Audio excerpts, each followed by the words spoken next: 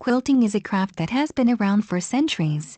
For hundreds of years, the Chinese have used quilted cloth for their padded winter clothing. The Crusaders found that the quilted shirts worn by Arabs offered a great deal of protection under their chainmail. They even brought the idea back home in the 13th century. The process was adapted by European women for the use in creating bed covers. Quilting came to America with the Pilgrims in the 16th century. Lack of resources made it necessary for the settlers to recycle their clothing and other fabrics. They made quilt tops, cutting the fabric into smaller pieces and patching or clouting it over and over until it wore out completely. These first quilts were more practical than pretty, but as the settlers prospered, the designs became more colorful and elaborate.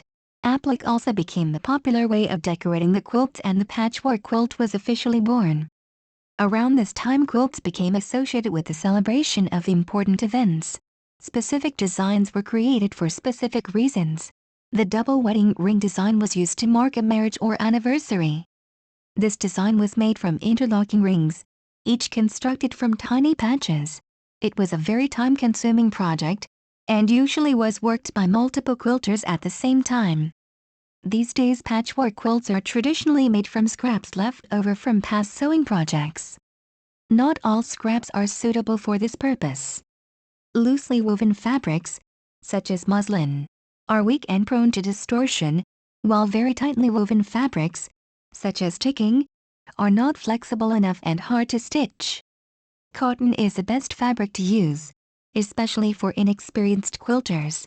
Once a quilter is more experienced, they may add other fabrics like silk, lightweight wool, and so on. The color of a quilt is up to the creator. Most quilters plan their project carefully, or follow an established pattern. Making test patches is a great way to experiment. Colors are usually sorted into tones: light, medium, and dark. Using tone helps to create depth and design.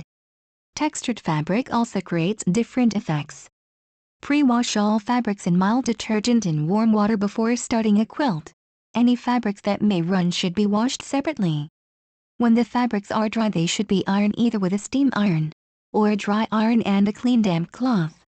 Quilts are made of 3 layers. The top piece is the layer that is decorated and most elaborate. The middle piece is a layer of batting, or wadding, that provides warmth. The third piece is the backing. These 3 layers are held together with lines of stitching.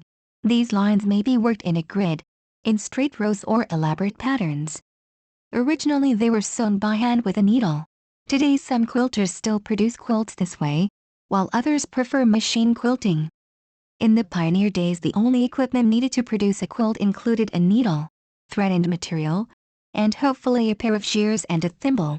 A wooden frame would be constructed to allow the quilter to use both hands, or to enable more than one sewer to work at a time.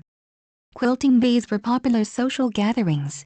Today, many quilters prefer to use a large wooden hoop to make their projects more portable.